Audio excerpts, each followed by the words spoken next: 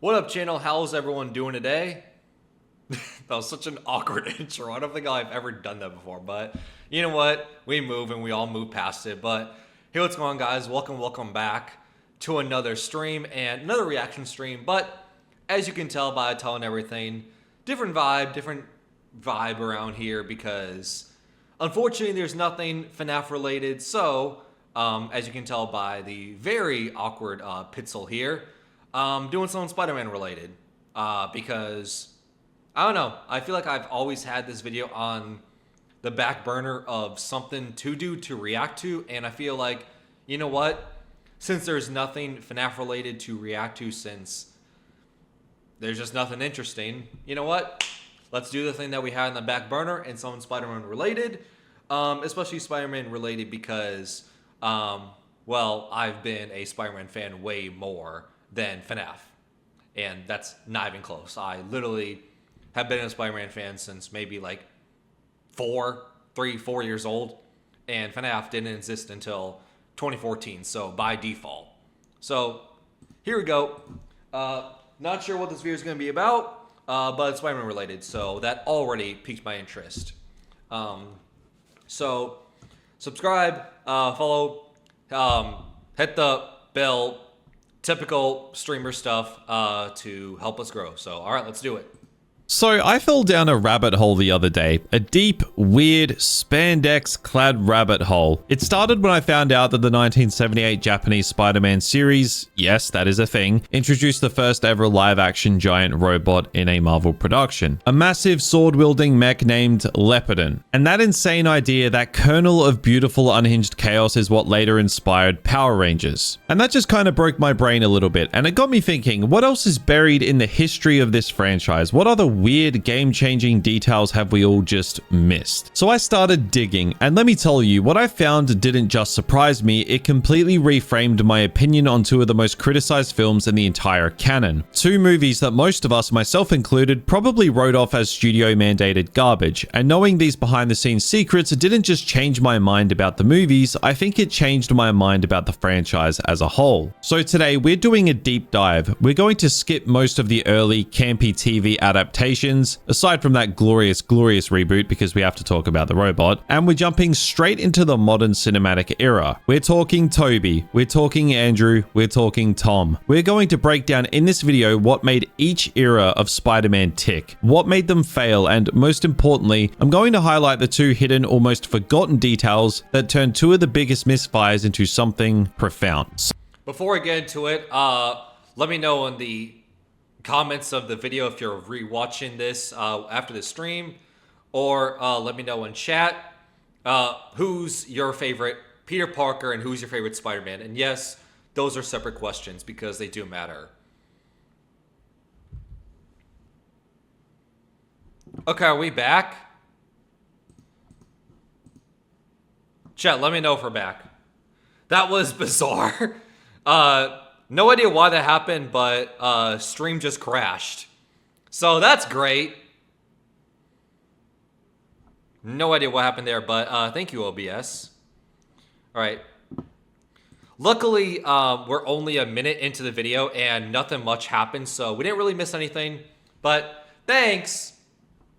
Billion-dollar blockbusters, which most of you are probably here for, we need to make a quick stop in 1978 Japan, because believe it or not, the origin of the Power Rangers started with Spider-Man. Toei bought the license from Marvel and in true chaotic fashion kept only the suit and powers. Their Spider-Man wasn't Peter Parker, but Takuya Yamashiro, a motorcycle racer who gains powers from an alien blood transfusion and summons a giant robot called Leopardon. Yes, really. No Uncle Ben, no responsibility, his motive is revenge, and his catchphrase is, "I am an emissary from hell." The show is bizarre, low-budget brilliance, and Stan Lee loved it. Its monster grows summon robot format was so successful it became the foundation of Super Sentai, which later evolved into Mighty Morphin Power Rangers. So why are we skipping it? Because while it's an iconic adaptation experiment, it lacks the emotional core of Spider-Man, responsibility, and that emotional core wouldn't truly land until Sam Raimi stepped in. This is crazy.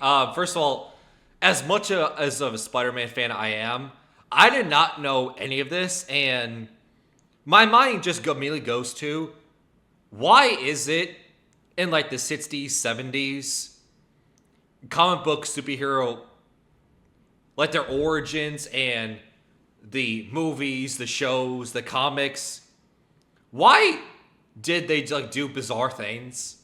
Like, for instance, Captain America, in a few comics, fought Hitler.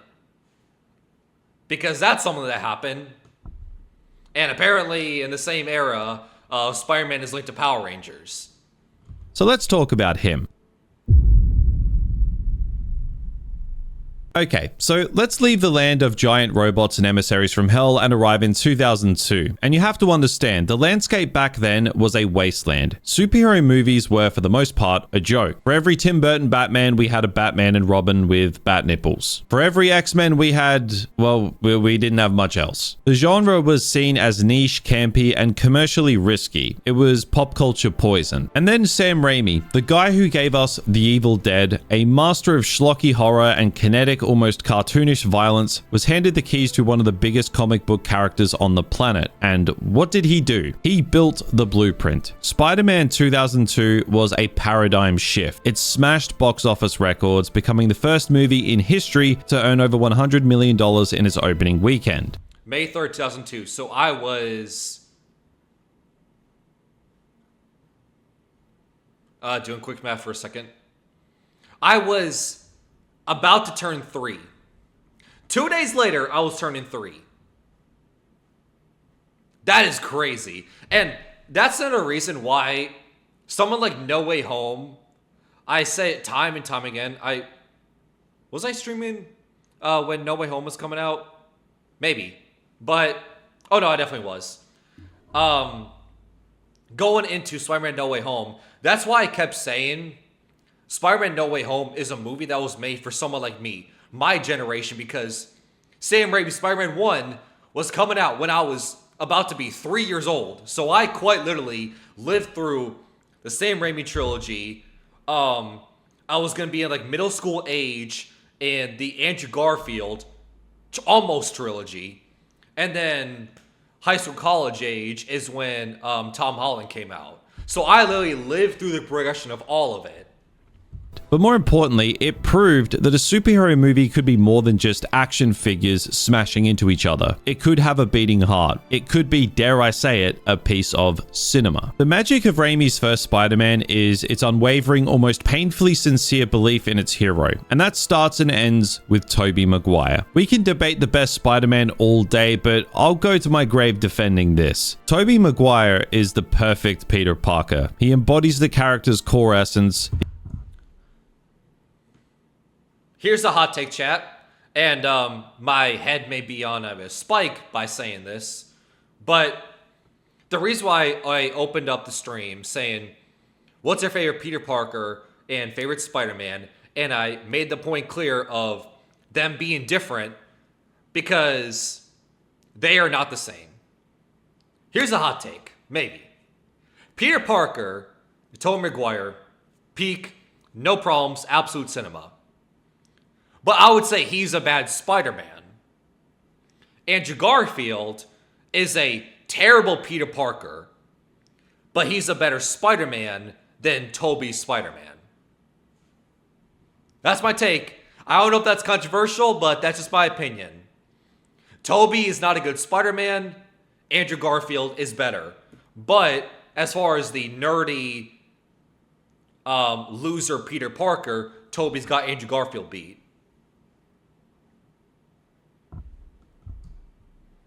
And I'm sure we'll get into it a lot later on when we get to the Andrew Garfield movies. But the reason I say that is Andrew Garfield never hit home for me of being a Peter Parker, a loser nerd Peter Parker. Because the most he did in the movies was he talked with a New York accent and he was saying all this like mumbling techno jumble mess to make him sound smart, but that was it. That was the most we got of like the nerd Peter Parker, of him, you know, saying technology and all this like other stuff and everything. But you saw him in high school, he was towering above 6 foot Andrew Garfield. He had the crazy spiky hair. He was a skater punk. What about that screams Peter Parker? The awkwardness, the guilt, the fundamental decency of a good kid trying his best in a world that relentlessly beats him down. When he gets his powers, there's no immediate swagger. He's still the same nerdy kid, just stickier. His journey is about learning to carry an impossible weight, which is still there despite all of the superpowers. It's a performance built on subtlety. The hesitant glances, the slumped shoulders, the quiet pain in his eyes. He sells the idea that this incredible power is first and foremost a burden. And With great power comes great responsibility. the origin story is handled with a kind of classical, almost mythic grace. It's simple, it's effective, and it hurts. The death of Uncle Ben is the emotional anchor for the trilogy, and the film's ending, man, that ending is brutal. After all he's been through, Peter finally has a shot at happiness with Mary Jane, and he turns it down. Not for some grand universe-saving reason, but to protect one person. It's a quiet, heartbreaking sacrifice that establishes the central theme of this universe, being Spider-Man is a curse. A noble curse, but a curse nonetheless. He walks away from her at a gravesite, literally turning his back on love to embrace his lonely duty. It's a profoundly sad ending for a blockbuster, and it trusted the audience to understand that heroism isn't always a victory parade. Now, And they ruined all of that. Right. It's so bizarre. They ruined the ending of Peter saying no to Mary Jane. They ruined it. And I'm sure we'll get into it later on. But in my opinion, the worst character in the entire trilogy is Mary Jane, and it's for that reason. Right? Because she is a petty, pardon my language, she's a petty bitch through the trilogy. Right? The first movie ends by Toby telling her that, I can't be with you because I have a duty as Spider-Man and everything. We can't be together. It's emotional, but that's just how the movie ends. But then you get to the second movie, and it opens up of, her wanting to be back with Peter and everything, and her basically egging him on saying, tell me you love me, tell me you love me, tell me you love me. And then Toby's like, no, I don't love you. Remember how the first movie ended of how I can't be with you because I have the duty of Spider-Man and everything. And she's like, all right, well, fuck you. I'm just going to get married anyway because I'm mad at you. She gets married to this random guy who we've never heard of, never seen, and that's it. She gets married to this guy just out of pure pettiness. And then not only does she marry this guy that we've never seen and we don't care about, she also goes up to him saying, hey, can you kiss me like how someone used to kiss me back in the day? It's referring to the alley scene from the first movie. And then the second movie ends by her dumping her fiance, not marrying him, I should say, not being homophobic, not marrying him, and then saying, okay, I'm going to go back to Peter. That's how the second movie ends. But then the third movie ends, the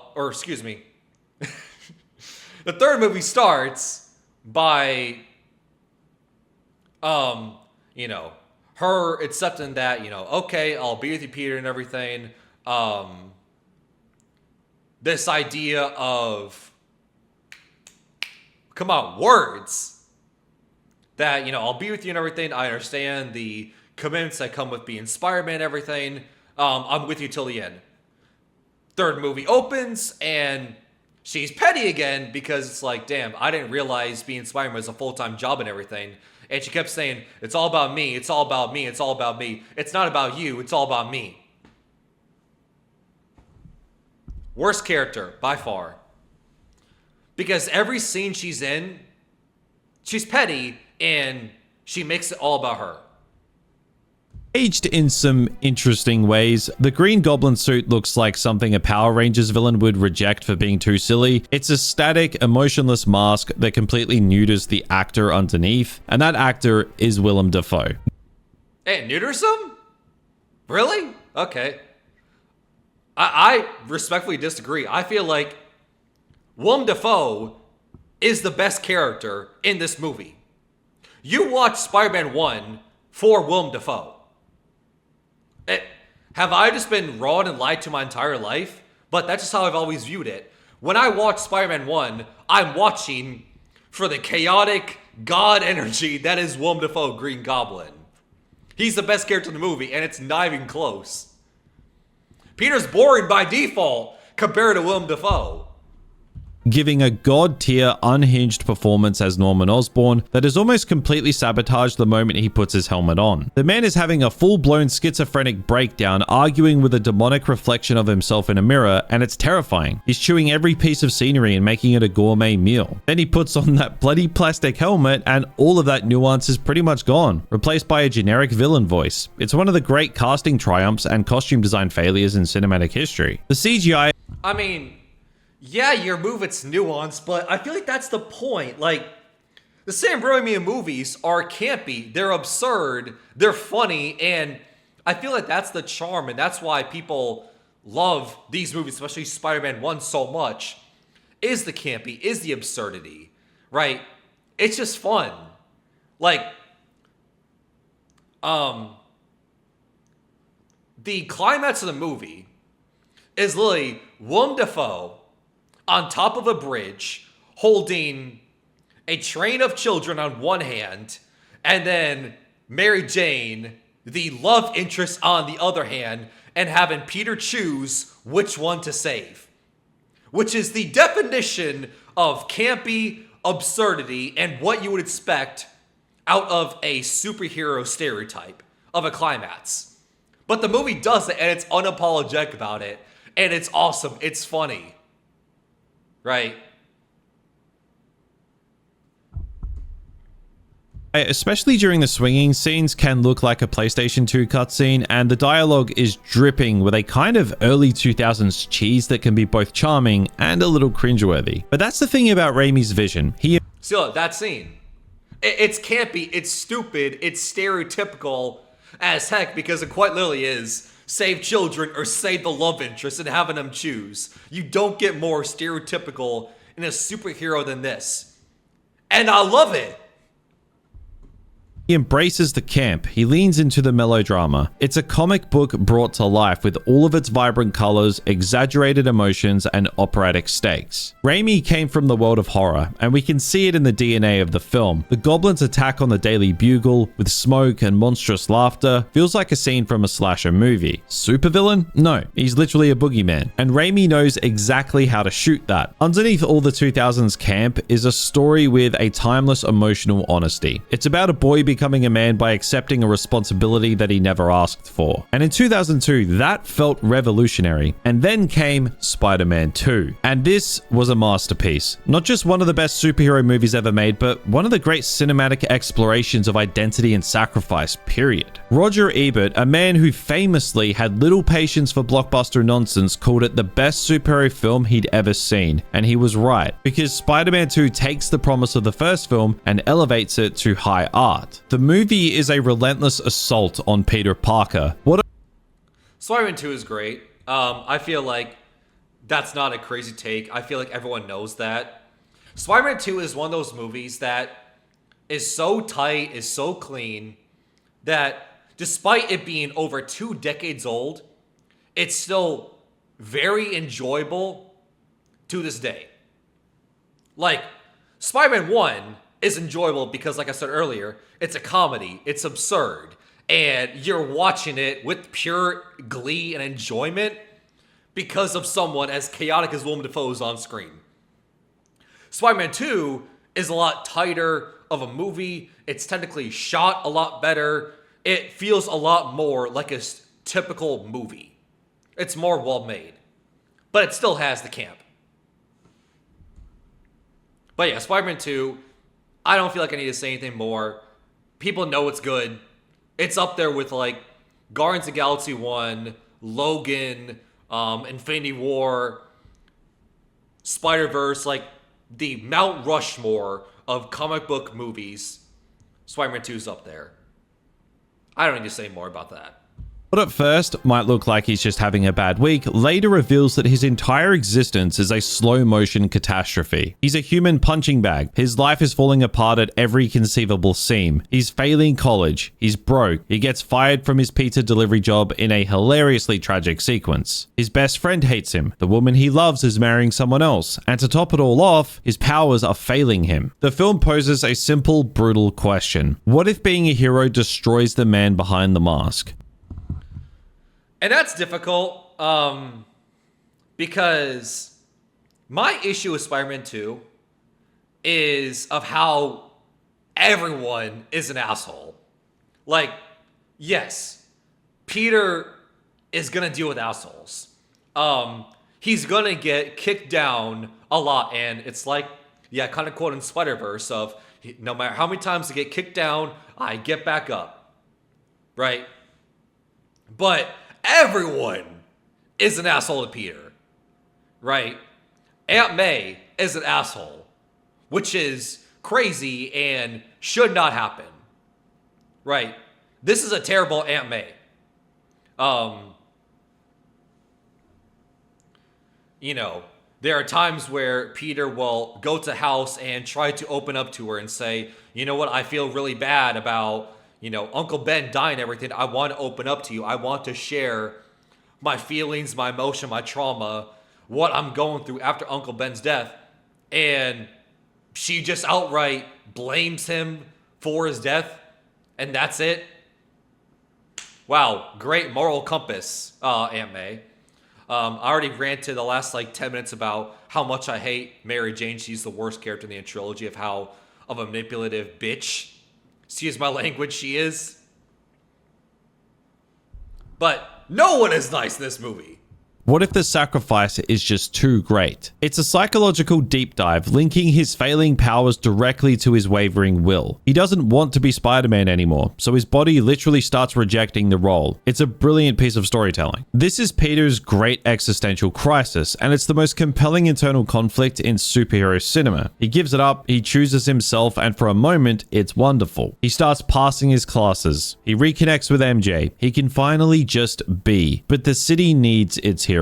The crime rates skyrocket, and Peter is haunted by the choice he's made. The film shows that true heroism is about the choice to use superpowers even when it costs you everything. And that brings us to the villain. Alfred Molina as Doc Ock is, without a shred of hyperbole, perfect casting. A brilliant, passionate scientist, a good man, a mentor figure to Peter, who suffers a horrific tragedy that fuses 4 sentient, artificially intelligent tentacles to his spine. It's body horror straight out of Raimi's playbook. The scene in the hospital where the tentacles awaken and slaughter the surgeons is pure horror. It's Raimi reminding us where he came from. Doc Ock is a metaphor for ambition corrupted, a dark mirror of what Peter could become if he let his powers consume him. And the practical effects for his tentacles, a combination of puppetry and CGI, still look good today. They feel real, weighty, and menacing in a way that pure CGI rarely achieves. They have personality, they whisper to him, they manipulate him, they are a character unto themselves. And the train sequence. It's just a perfect culmination of the film's themes. It's brutal, it's desperate, and it's one of the most heroic moments ever put to film. Spider-Man, his mask torn, his body broken, gives every last ounce of strength to save a train full of innocent people. Here's my issue with Doc Ock, and this may be another controversial take, but I don't love him as much as this guy was raving about him, because I just don't get him. And here's what I mean. I don't get him in the terms of, I don't know what his goal is. I don't know what he wants. Like, obviously, he creates the arms to harness energy from the power of the sun, right? But then the microchip goes into his neck and it goes wrong where he can't move it anymore, and the arms start to take control and control his body. But then it's like, at that point, what do you want then? Do you still want the harness the power of the sun? Like, what do you want at that point? Right? Because I say that because, in my opinion, in Insomniac's Marvel Spider-Man, I think they handle Doc Ock a lot better.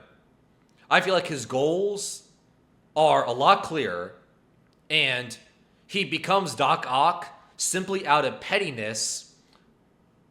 Not only pettiness of Peter Parker, but also pettiness for Norman Osborn, because as Norman is the mayor of the city, he has control of everything, and he's shutting down Norman's experiments just because he's petty. And that causes him to go over the edge out of pettiness and revenge to create the arms and become Doc Ock.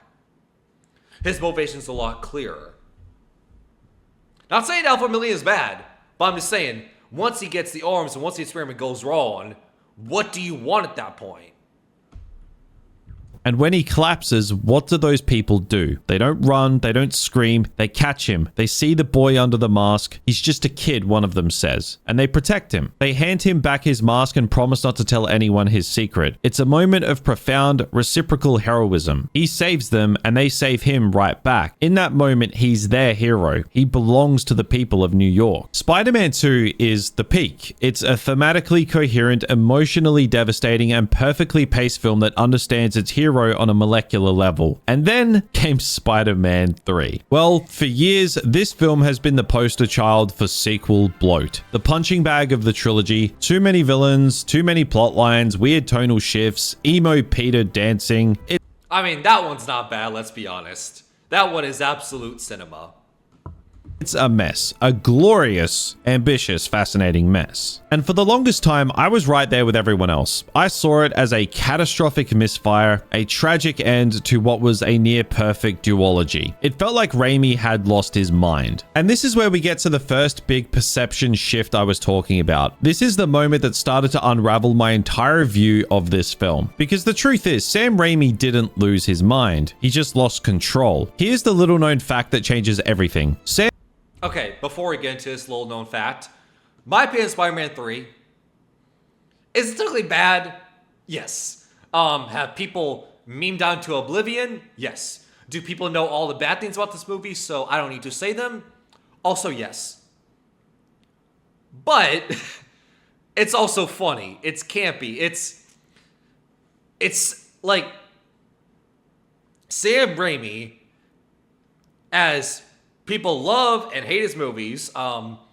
Love Spider-Man 1, Spider-Man 2. I would say not really love those movies. Multiverse of Madness comes to mind. There's a sense of absurdity and campiness that is consistent throughout Sam Raimi's career. And I feel like that's why people love him.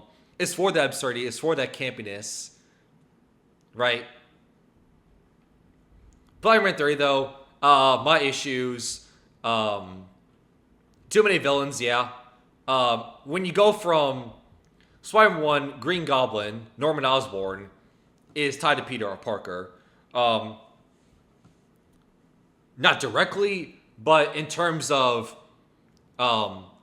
Peter Parker goes to the Spider-Man lab and he gets bitten by the spider. You see his origin story. And then immediately afterwards, you see a scene of Norman Osborn, the lab, of the government saying, oh, we're taking the experiments back to formula, which, whatever that means. And then you see him drink the serum and then become the Green Goblin. So it goes from hero origin, villain origin.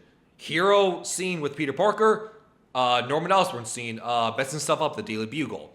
One after the other. And then you have Spider-Man and Doc Ock, Alpha Molina's dynamic going back and forth, right? And then you have this movie where you have Harry being a villain, which has been set up and teased throughout all three movies, so there's history there. You have Eddie Brock Venom coming in, who has never been brought up, never been mentioned before in the other two movies. They just appear randomly. So, kind of ruins the tonal consistencies there. But he's great because he's also the foil to Peter, because he's the same way. He's someone who works at the Daily Bugle, but the more cocky, arrogant side that is not Peter, is total foil. Sandman is connected to Uncle Ben's death, so there's history there. So one of them would have been great.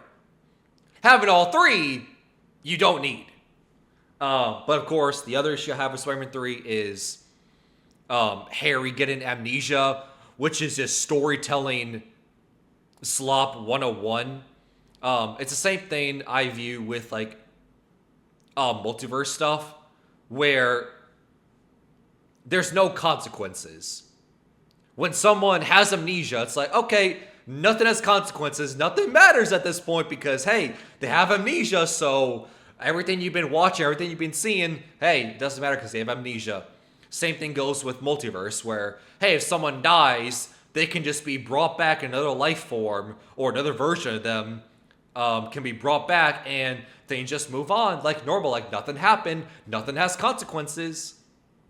Sam Raimi never wanted Venom in this movie. His original vision for Spider-Man 3 was a much more focused personal story. It was meant to be about Peter, Harry, and Sandman. The central themes were going to be pride, revenge, and ultimately forgiveness. Sandman was the emotional core, a sympathetic, tragic figure who was trying to save his sick daughter. Harry's arc as the new Goblin was the culmination of 2 films of friendship and betrayal. That was the movie Raimi wanted to make. It was going to be an intimate, character-driven finale. But a studio executive producer Avi Arad had other ideas. He saw the popularity of Venom in the comics, and more importantly, he saw dollar signs. He saw the potential for a new cool villain and, crucially, a new action figure. A hero in 2 different costumes? That's a toy manufacturer's dream. He infamously told Raimi that the fans wanted Venom, and he forced him to cram the character into a story that had absolutely no room for him. Raimi hated the idea. He's gone on record saying he never understood the character of Venom. He didn't connect with him. To him, Venom was just a monster without humanity, a stark contrast to the tragic, complex villains he loved to create. But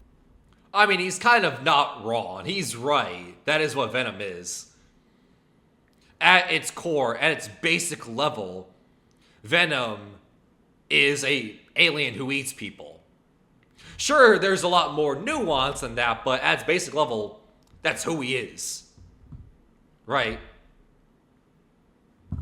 But that's also the thing where it's like you can take all superhero comic book characters and bring them down to their basic level.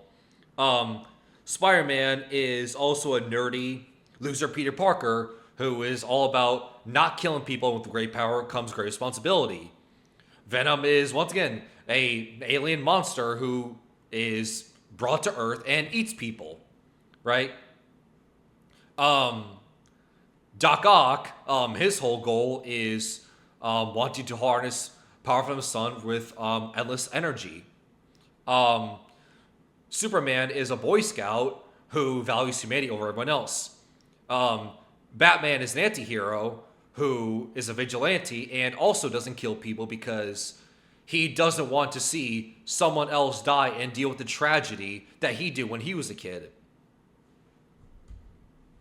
he was contractually obliged to do it, so he and his brother had to tear their script apart and clumsily stitch the symbiote and Eddie Brock into an already crowded narrative. Suddenly, knowing this, the film doesn't look like a creative failure anymore. It looks like a film at war with itself. We can literally see the two different movies fighting for screen time. On one hand, we have Raimi's movie, the quiet, poignant story about Flint Marko turning into Sandman, a visual masterpiece of a scene that is still breathtaking. You've got a story about Peter finally learning the truth of his uncle's death and having to choose forgiveness over vengeance. And on the other hand, we have the studio's movie, the rushed, underdeveloped Venom storyline. Topher Grace does his best, but the character feels tacked on because he was tacked on. The symbiote latches onto Peter, turns him into a cringe-inducing caricature of a bad It's not cringe, let's be honest.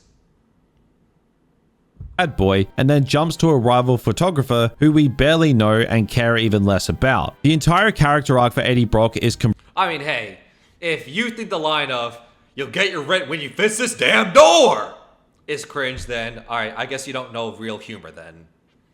pressed into a handful of scenes. He goes from slimy workplace rival to murderous alien monster in the blink of an eye. There's no time to build sympathy, no time to understand his rage. He's just a plot device. When I watch the film through his lens, its flaws don't disappear, but they make a hell of a lot more sense. The bloated runtime, the chaotic pacing, the feeling that nothing has room to breathe, it's all a symptom of this forced creative compromise. It's not a bad movie, it's a good movie that had a second mediocre movie movie surgically attached to it against its will. And the crazy thing is, even with this studio-mandated tumor growing on its side, Raimi's core themes still managed to shine through. The film is fundamentally about the danger of pride and the necessity of truth. Peter, high on the city's adoration, lets the symbiote amplify his arrogance. He hurts MJ, he alienates Harry, he becomes the one thing he never was, a bully. The infamous emo Peter sequence, as meme-worthy as it is a genuinely effective, if comically over-the-top depiction of a nerdy kid's idea of what it means to be cool and edgy. It's supposed to be pathetic because he is pathetic at that moment. He thinks strutting down the street and doing finger guns is the peak of confidence. It is peak. It is peak. Stop lying.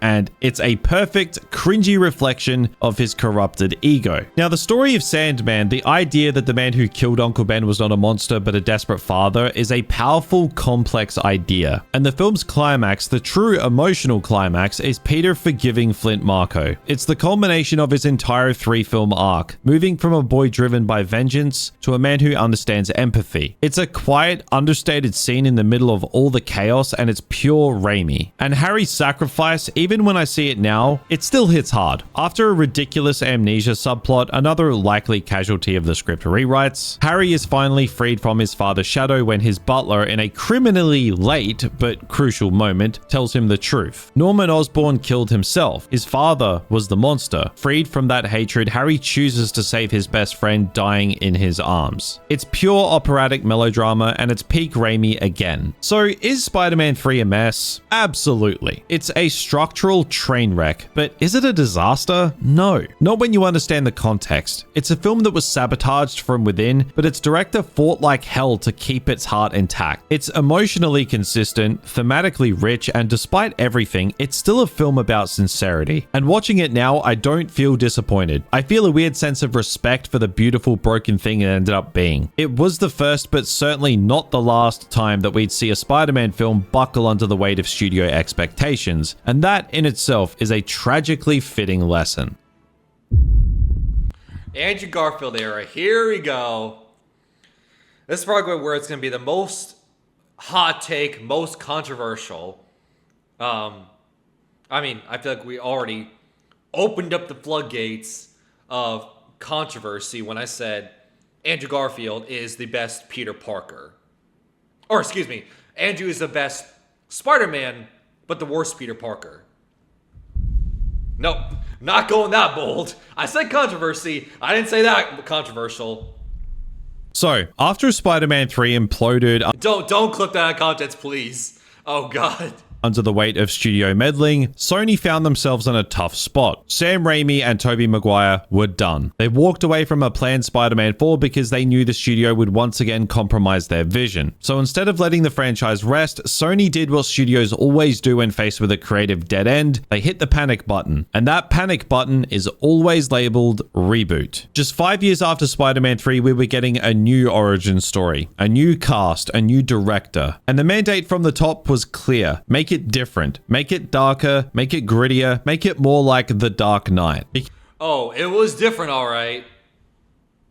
Because in the post-Nolan world, dark and gritty was the magic formula. It was the corporate buzzword that promised both critical acclaim and box office gold. And so we got The Amazing Spider-Man. Directed by Mark Webb, a filmmaker fresh off the indie darling romantic comedy 500 Days of Summer, this new era was designed to be an anti-Raimi film. Webb's strength was in small, intimate human moments, and Sony hired him specifically for that reason. They wanted a Spider-Man that felt vulnerable, human, and real. They wanted the angst, the romance, the inner turmoil. They wanted the human part of the superhuman equation to take center stage, and boy, did they get it, starting with their leading man. Let's just get this out of the way. Andrew Garfield is a phenomenal Spider-Man. He's a lifelong, die-hard fan of the character, and I can feel that passion, that deep, almost spiritual respect for the source material in every frame. Like I said many times before in this stream, Andrew Garfield is the best Spider-Man,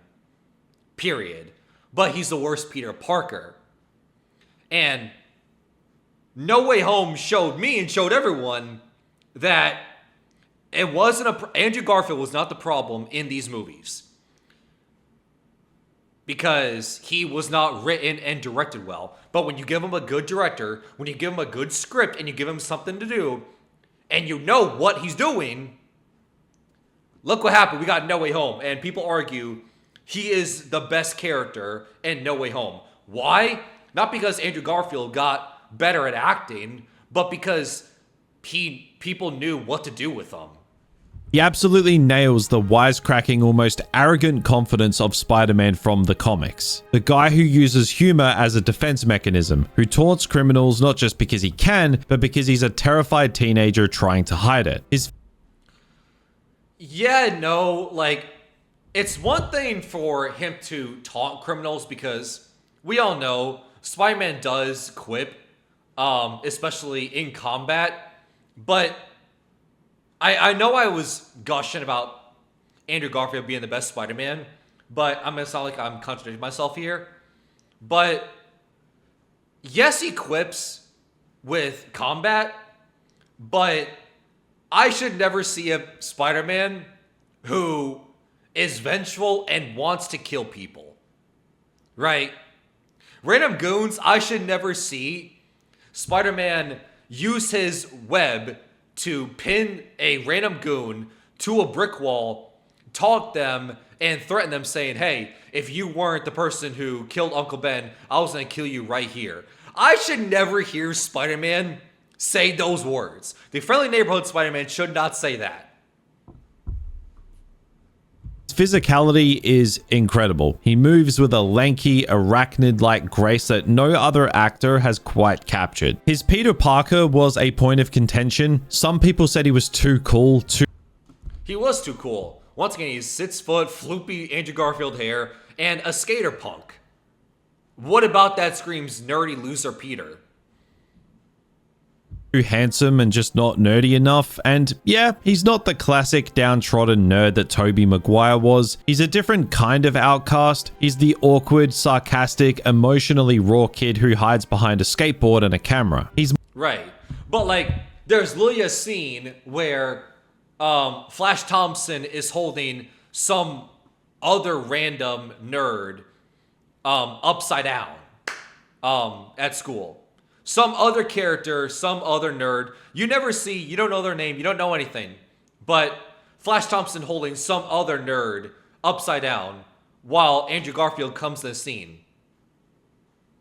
Not only is Andrew Garfield tall, but I guess because he's too cool and everything, he don't want to be hanged upside down by the bully.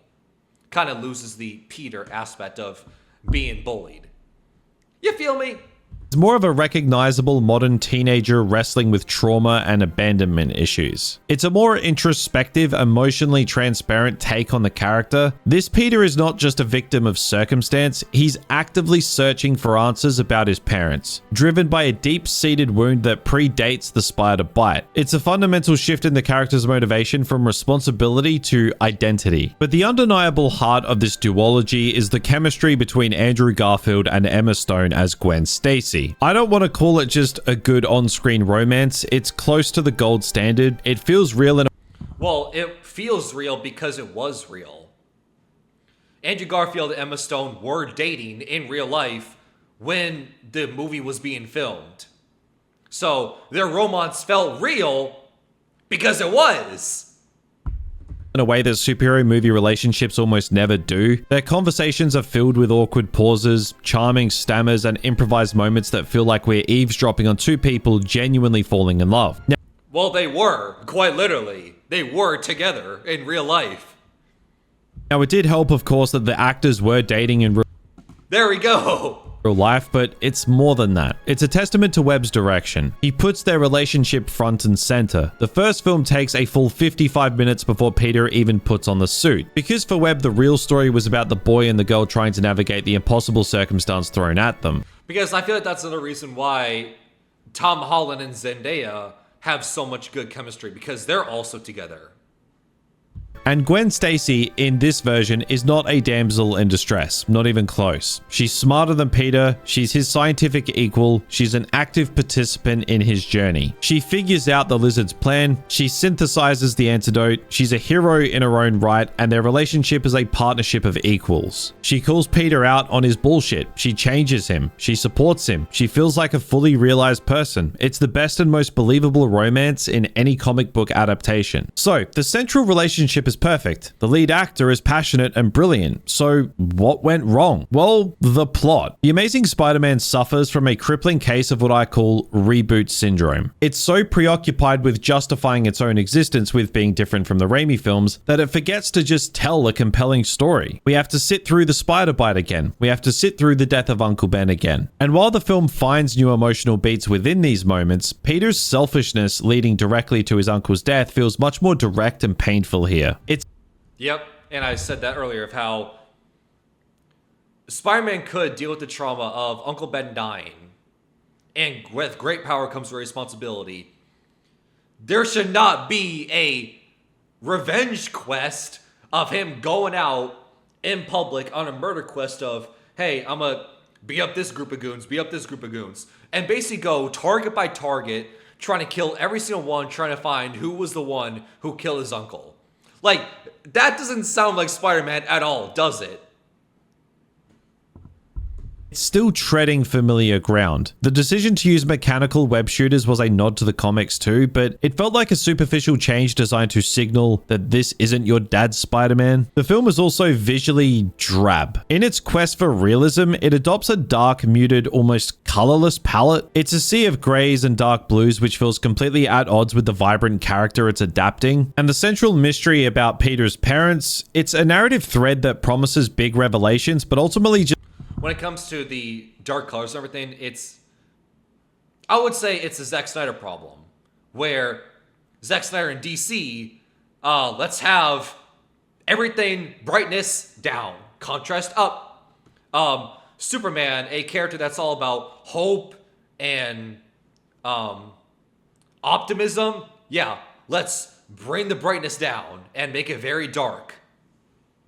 Just leads to more questions. A classic case of setup with no payoff. The whole Chosen One narrative, the idea that Peter was destined to become Spider-Man because of his father's research, felt like a fundamental misunderstanding of the character's everyman appeal. He's supposed to be a kid from Queens who gets lucky, or unlucky, depending on how you look at it. He's not the heir to a scientific dynasty. But despite these flaws, the film has a soul. The emotional core is so strong that it almost papers over the narrative cracks. The scene where Spider-Man uses a network of crane operators to swing to Oscorp is a beautiful, if a little cheesy, depiction of how his heroism inspires the city. And the smaller character moments like the evolution of Flash Thompson from a one-note bully to a kid who genuinely grieves with Peter shows a level of care and nuance that was often missing from the broader strokes of the plot. It was a flawed but promising start that led to The Amazing Spider-Man 2. Now, if Spider-Man 3 was a film at war with itself, The Amazing Spider-Man 2 was a full-scale corporate invasion. This is one of the most infamous examples of a studio cannibalizing its own movie in a desperate attempt to build a cinematic universe. The MCU was a juggernaut by this point, and Sony wanted a piece of that shared universe pie, and they were willing to sacrifice a coherent story to get it. I feel like that's why Amazing Spider-Man 2, it's impossible to watch to this day, because you have Rhino, you have Lizard, obviously, earlier in Amazing Spider-Man 1, you have the Shocker with Jamie Foxx. Then you have like an end credit scene where they tease, the Green Goblin. They tease Doc Ock. It's like, okay, well, great to see that setup. Never led anywhere. Film is an absolute chaotic mess. It's juggling Peter and Gwen's on-again, off-again romance, the mystery of Peter's parents, the introduction of Harry Osborn and his hereditary disease, the origin of Electro, and a rush setup for the Green Goblin, all while trying to lay the groundwork for a Sinister Six spin-off movie. It's a 2.5-hour trailer for a franchise that would never exist. There were even more subplots that were cut, including the introduction of Mary Jane Watson, played by Shailene Woodley. Her scenes were completely removed to streamline the narrative, which tells us just how overstuffed this thing was to begin with. And the villains are a prime example of this mess. Jamie Foxx's Electro starts as a tragically lonely, mentally unstable nerd, a caricature of insecurity. It's a decent idea on paper, but the execution is so over the top that it becomes laughable. Then he gets superpowers and turns into a generic blue-skinned CGI monster who seems to want revenge on Spider-Man because he forgot his name. It's just paper thin. And Harry Osborn's transformation into the Green Goblin is so rushed that it gives you whiplash. He goes from a strange childhood friend to dying rich kid to cackling supervillain in the span of about 20 minutes. The film's tone is also all over the place. It lurches wildly Because the disease was never brought up until the second movie. It was like, hey, he's dying from this incurable disease. It was never brought up before, but yeah, sure. Open up the second movie with this. from a genuine And not only that, but not only this unheard of incurable disease that we never brought up, never mentioned before in the first movie. That's how the second movie opens. But the second movie also opens of him wanting Peter's blood because apparently this Peter's Spider-Man blood is able to cure his incurable disease that was never tested. And how do people know this? Why do people know this? Why do people think like that? I don't know. And you can't think about it because not only does the movie not give you an answer, but the movie juggles 30 other plot points that not only do you forget that plot point even existed, but you move on to something else and you're like, oh, now I have to think about this for the next 20 minutes. touching romantic drama to a goofy, almost cartoonish action movie. Paul Giamatti's cameo as the Rhino, screaming in a thick, comical Russian accent, feels like it's from a completely different film. It's a movie that wants you to weep at the tragic death of a beloved character, and then laugh at a guy in a giant mechanical rhino suit 5 minutes later. For years, this was my definitive bad Spider-Man movie, worse than Spider-Man 3. It felt cynical, corporate, and creatively bankrupt. And then I learned something. The second perception shift. This one is a combination of things, but it boils down to this. Mark Webb, Andrew Garfield, and Emma Stone knew the script was a mess. They knew the studio was stuffing it with nonsense, and so they fought. They fought to protect the one thing they knew worked, the emotional truth of Peter and Gwen. And here's the detail that started it all for me, the music. Hans Zimmer's score for this film is this bombastic, experimental, almost unhinged rock opera. And for Electro's theme, he and his team created this weird schizophrenic dubstep track where we can hear whispers. Those whispers are Jamie Foxx's inner monologue, the voices in his head. Zimmer literally composed the character's psychosis into the score. It's a bizarre, audacious creative choice. It doesn't entirely work, but they tried something. They were swinging for the fences. The main theme itself is built around a literal ticking clock, which is a constant reminder of the film's central theme. Time is running out. It's a level of thematic integration that the script itself could only dream of. But the real revelation is about the heart of the movie. Most of the dialogue between Peter and Gwen was improvised. Garfield and Stone had such an incredible connection that Webb would just let the cameras roll, capturing their natural, authentic banter. He was trying to preserve that sliver of human truth amidst the corporate chaos. Emma Stone herself wrote Gwen's valedictorian speech, that beautiful, poignant monologue about how time is precious and how you should make your life count. That came from the actress, not a committee of screenwriters trying to set up 3 different spin-offs. And then, of course, there's the death scene. Gwen Stacy's death in the clock tower is one of the most iconic and tragic moments in comic book history, and they went for it. The studio could have easily chickened out, but they let Webb film it, and the way it's shot is just devastating. The slow motion fall, the gears of the clock turning like the cruel machinations of fate, the web strand forming the shape of a hand reaching for her, the sickening quiet snap as she hits the ground, it's just brutal. But here's the killer detail. Andrew Garfield's reaction. That raw, guttural, animalistic grief wasn't just acting. He and Emma Stone had discussed how to approach the scene, and she, drawing on her own experiences, suggested he approach it through the lens of real grief exercises, imagining the loss of someone he truly loved. What we are watching on screen is an actor channeling genuine, profound sorrow. It's almost uncomfortable to. And the reason I'm smiling is because that scene comes back in No Way Home, and Andrew Garfield gets that moment. He doesn't get to save Gwen Stacy in his movie, but in No Way Home, he saves Zendaya Mary Jane. And that's the reason why when he catches her in No Way Home, he tears up and is emotional about it because he gets a full circle moment. It's like, I couldn't save her, but I got to save her in this movie. I learned from my mistake.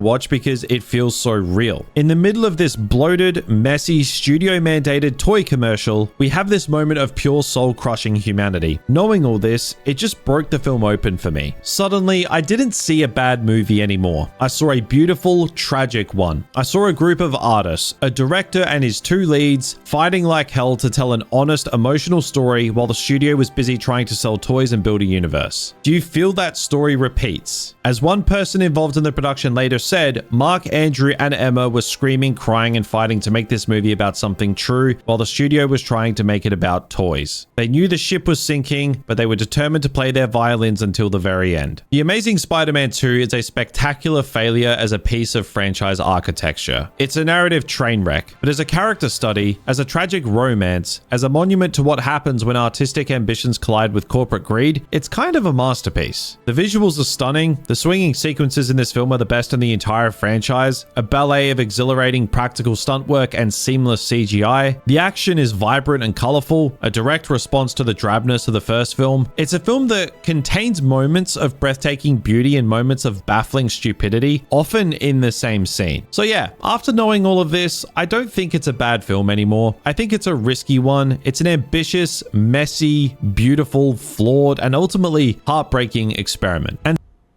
Okay, so couple things, since it seems like we're wrapping up Amazing Spider-Man 2.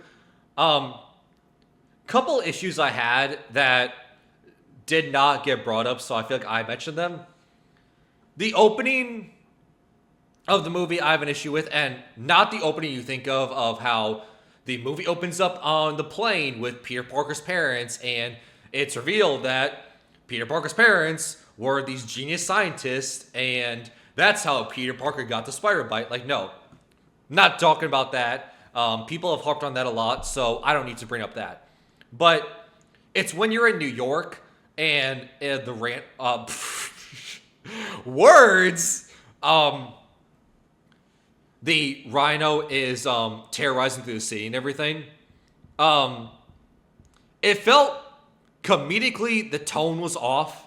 Of how you can see destruction, you can see, cars getting barreled out the way and everything, and then Peter flies in and is cracking jokes like nothing's happening. There could be all this destruction, but he's just cracking jokes. It reminds me a lot of Avengers Age of Ultron, where when Ultron is destroying the city and everything, you see destruction in the background, but the Avengers are still cracking jokes. It's like, okay. So that's one issue I had that didn't get brought up. Another issue I had in that same scene is, I don't know if anyone else has an issue with it, but I did, so I feel like I'll bring it up. I thought it was weird of how a crowd of people would be watching Spider-Man deal with villains. And so much so you would see, kids, little Spider-Man masks and everything. You would see kids try to run around the metal barriers, trying to run closer to see what's going on so they can get a closer look, like a parade. I felt that was weird. I don't know if I'm the only one who thinks that, so let me know if I'm just complaining for no reason. And sometimes risky is better than safe. It was a noble failure, a film that reached for something profound and was pulled back down to earth by the very forces that created it. And in a strange way, that makes it one of the most compelling Spider-Man stories ever told. It's a tragedy both on screen and behind the scenes. Here we go. Actual good movies. Let's go. So The Amazing Spider-Man 2 underperforms, the reviews are brutal, and the grand plans for a Sinister Six cinematic universe evaporate into thin air. The studio is once again at a creative dead end. But this time, they don't hit the reboot button. They make a phone call to the one man who had seemingly cracked the code for building a successful cinematic universe, Kevin Feige. And just like that, after years of being stranded on his own corporate island, Spider-Man came home to the MCU. His debut in Captain America Civil War is... Like, you could make the argument, you have Spider-Man 1 is campy but fun, great. Spider-Man 2 is a cinematic masterpiece. Spider-Man 3 is the bad movie that everyone jokes about, everyone memes on, everyone knows is bad. Amazing Spider-Man 1 is bad, people talk about it. Amazing Spider-Man 2 is also totally inconsistent and bad. Amazing Spider-Man 3 did not happen.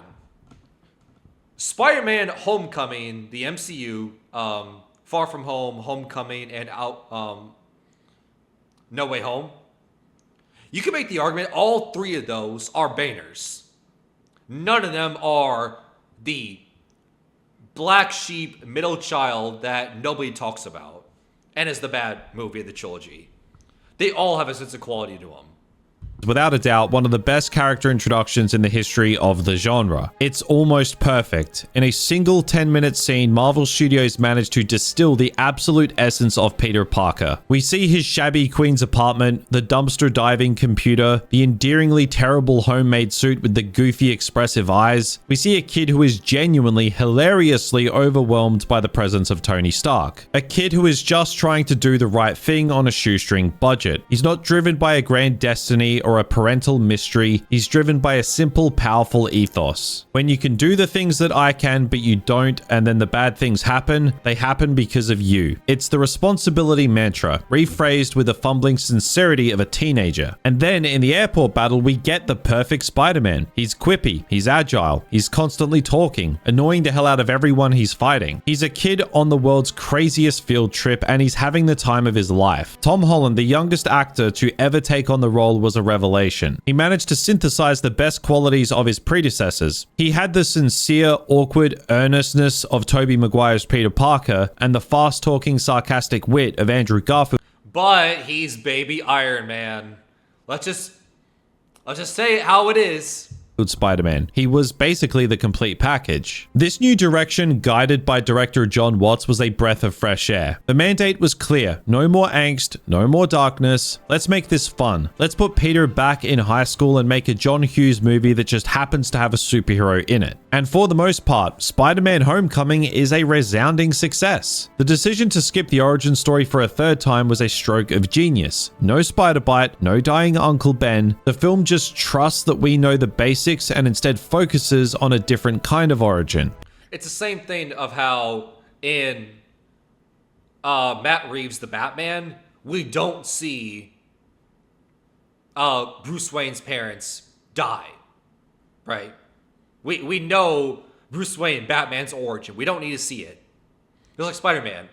We've seen the origin. We know great power comes great responsibility. Uncle Ben dying spider-bite. We don't need to see that again. Same thing goes with the PS4 game Insomniac, Spider-Man. How it also opens up of Spider-Man been doing this for a couple years. We don't need to see the origin again. Peter learning to be a hero without the high-tech training wheels provided by his new billionaire mentor. It's a story about a kid trying to earn his place at the adults' table, desperate to prove he's more than just the friendly neighborhood Spider-Man. The film absolutely nails the high school energy. The supporting cast is also fantastic. The stakes are refreshingly small scale, and Michael Keaton's Vulture is one of the best villains in the entire MCU. He's not a world-conquering megalomaniac. He's a blue-collar guy, a working-class dude who got screwed over by the system and decided to take matters into his own hands. He's a dark reflection of the little guy, just like Peter. The reveal that he's the father of Peter's prom date is also a great twist, a moment of genuinely skin-crawling tension. The car ride to the dance is more suspenseful than most of Marvel's third act CGI battles. But there was a catch. A big, ironclad, multi-billion-dollar catch. In bringing Spider-Man into the MCU, they also tethered him to its biggest star, Iron Man. And for many, this was the central flaw of the Holland era. Baby Iron Man.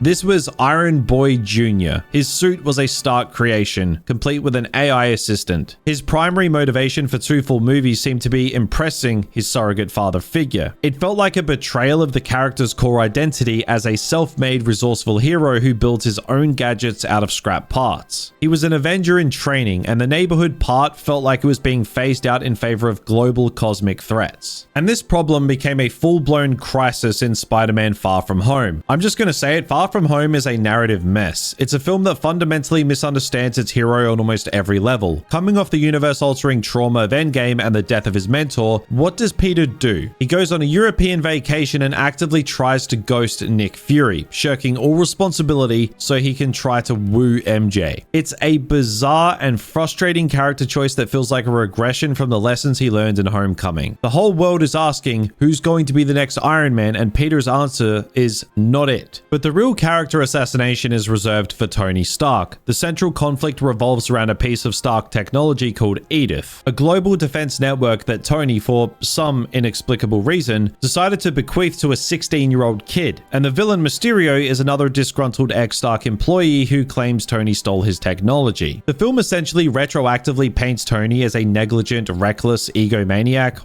Which he is. He is egotistical.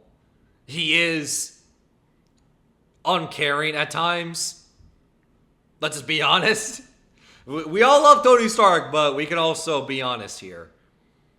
He was also flawed.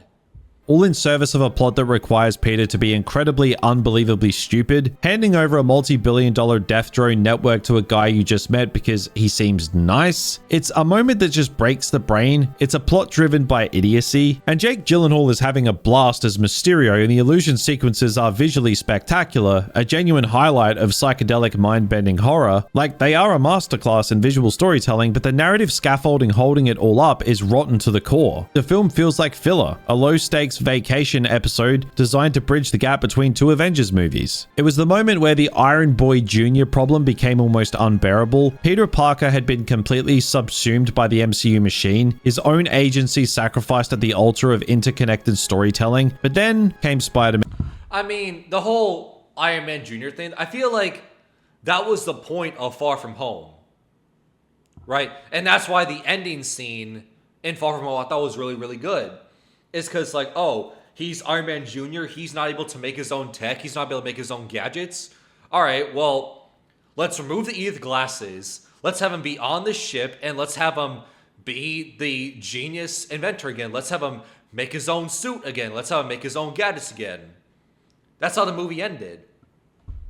No Way Home. Now, this film had an impossible task. It had to resolve the cliffhanger of Peter's identity being revealed, it had to continue his journey within the MCU, and most audaciously, it had to serve as a crossover event for 3 generations of Spider-Man cinema. The potential for this to be a lazy, cynical nostalgia bait cash grab was astronomical. And the first act of the film, yeah, it teeters dangerously close to that. The inciting incident is just silly again. Peter, Ned, and MJ can't get into college because of Peter's secret identity, so his first thought is to ask a wizard to perform a brainwashing spell on the entire planet. It's an incredibly selfish and reckless decision that forces characters to act in ways that feel completely out of character just to get the multiversal plot moving. Yeah. I mean, the biggest issue in the movie, it's like, oh no, we can't go into MIT. Oh no, how tragic. That's such a bad problem. It's such a big issue. That, yeah, I will say, as much as I love No Way Home, that being the main issue, the main problem, it's like, okay, well, how much of a problem is that really? And I know when No Way Home came out,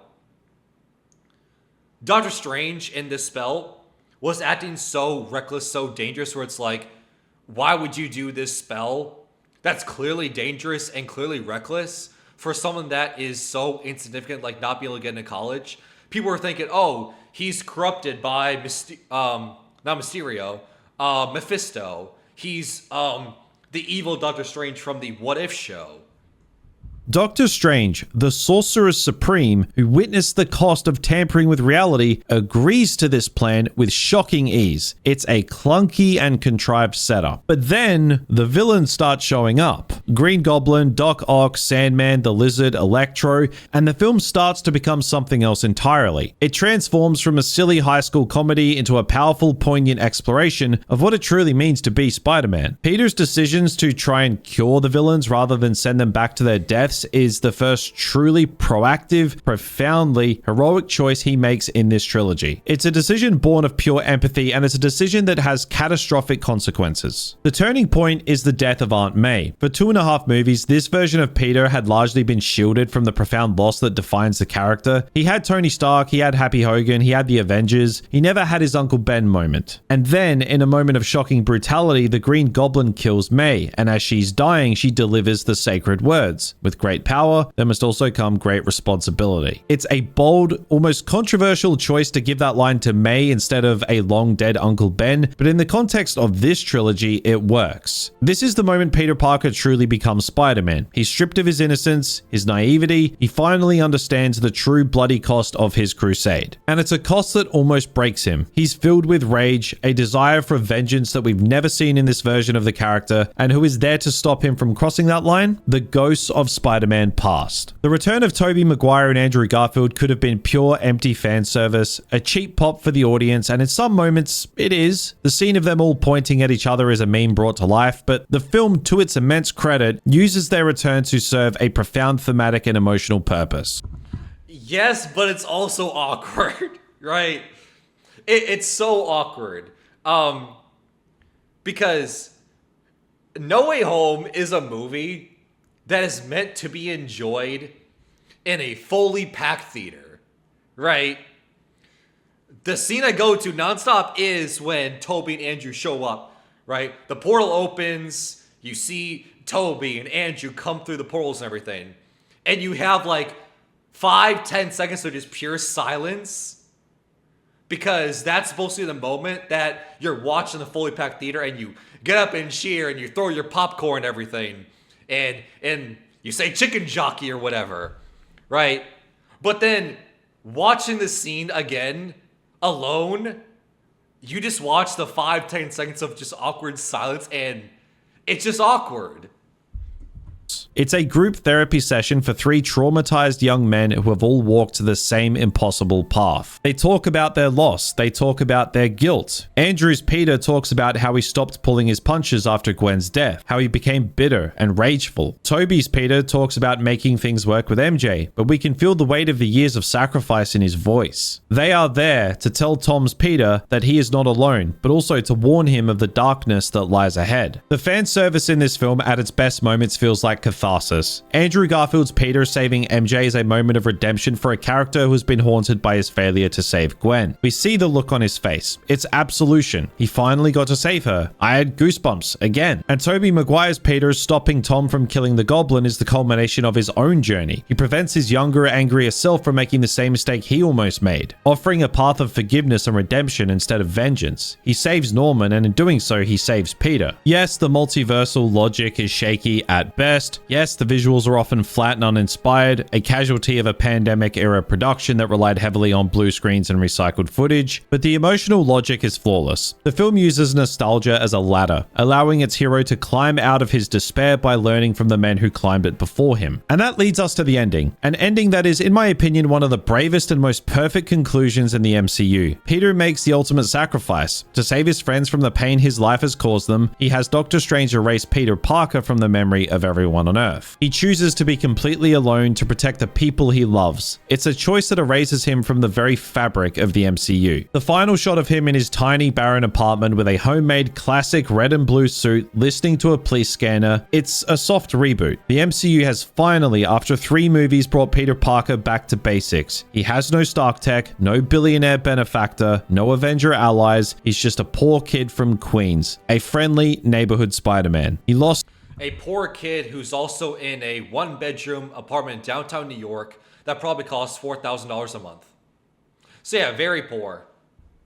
Everything, his friends, his family, his very existence to embrace his responsibility. It's a profoundly tragic and deeply heroic act. It's the most Spider-Man thing this version of the character has ever done. The Holland trilogy was a long and sometimes convoluted journey. It started as a light-hearted teen comedy and ended as a somber tragedy. And now we have a brand new day, which, if I'm not mistaken, is coming out this year, I think. So can't wait for that. So, after a journey through 20 years of cinematic history, it's clear that each era was a reflection of its time. Raimi's trilogy was born in a post-9/11 world that needed a hero who was unshakably decent, a hero who was pure of heart even when the world was dark. His films are a testament to sincerity, a belief that even in the face of cynicism, goodness could prevail. He gave us the definitive lesson on responsibility. Webb's duology arrived in the shadow of Christopher Nolan's Batman, a time when audiences craved realism and psychological depth. His films tried to ground the fantastic, to explore the trauma and the emotional fallout of a life defined by secrets and loss. He gave us the definitive superhero romance and a brutal, unforgettable lesson in sacrifice. And Holland's era is the product of the interconnected, franchise-driven world of the MCU. His journey was about finding his own identity amidst a universe of titans. He started as the kid's sidekick, the apprentice, and had to navigate the complexities of mentorship and legacy before finally, through profound loss, embracing the lonely path of a true hero.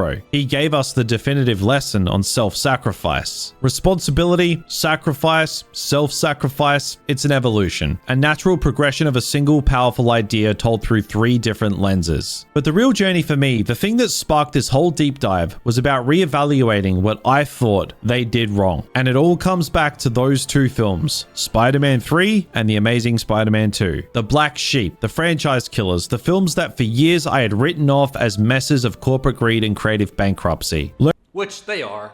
Learning about the behind-the-scenes battles on these films, it changes a lot. Knowing that Sam Raimi was forced to shoehorn Venom into Spider-Man 3 against his will, that he fought to keep the film's emotional core of forgiveness intact amidst the studio-mandated chaos, it recontextualizes the entire movie for me. It's no longer a creative failure, but a testament to an artist's resilience. You can literally see Raimi's sincere, heartfelt movie fighting for its life against the soulless product the studio wanted to sell. The film's messiness is no longer a sign of incompetence. In fact, it's a scar. It's evidence of the battle that was fought. And knowing that Mark Webb, Andrew Garfield, and Emma Stone were essentially conducting an emotional insurgency on the set of The Amazing Spider-Man 2, improvising scenes and fighting to preserve the human truth of Peter and Gwen's story while the studio was busy building a universe out of spare parts, it makes the film heartbreakingly beautiful. It's a tragedy on 2 levels, the one we can see on screen and the one we know happened behind the camera. It's a film with a heart that was tragically encased in a cynical corporate shell. These 2 movies, the ones I considered the worst, suddenly just became more fascinating. A struggle between art and commerce, between a director's vision and a studio's spreadsheet. And ironically, it's these failures that had the most profound impact on the franchise's trajectory. The creative fallout from Spider-Man 3 directly led to the reboot, giving us the Webb era. The commercial failure of The Amazing Spider-Man 2 and its aborted cinematic universe directly led to the historic deal with Marvel Studios, giving us the Holland era. Even the narrative failures of a film like Far From Home, with its over-reliance on the Iron Boy Jr. trope, created a problem so significant that the only way to solve it was the radical, universe-breaking catharsis of No Way Home. It's the imperfections, the missteps, the glorious failures that have consistently pushed this character forward. The perfect films like Spider-Man 2 set a standard, but the broken ones, the ones that stumbled and fell, are the ones that forced the franchise to get back up, learn from its mistakes, and try again in a new and interesting way. Maybe the real magic of Spider-Man isn't about perfection. Maybe it's about finding the one definitive flawless version. We've spent 2 decades debating who was the best, which movie was the pinnacle, but what if we've been asking the wrong question? Maybe the real magic of Spider-Man is identity. Not a fixed singular identity, but a fluid, evolving one. Each version, from Raimi's earnest hero to Webb's tormented soul to Holland's lost boy, was a valid and necessary interpretation of that identity. Each one, even and especially the worst ones, took risks. They failed. They were compromised. They were imperfect. And that's exactly what being Spider-Man is about. It's not always about winning. It's not about being flawless. It's about being a kid from Queens who is given an impossible burden and does his absolute best.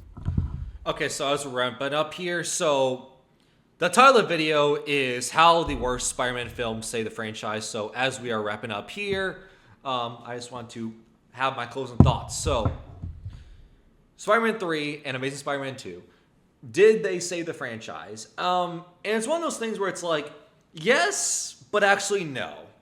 And what I mean by that, where it's like, yes, it's like the common saying of, you have to have the bad days in order to really experience the good days, right?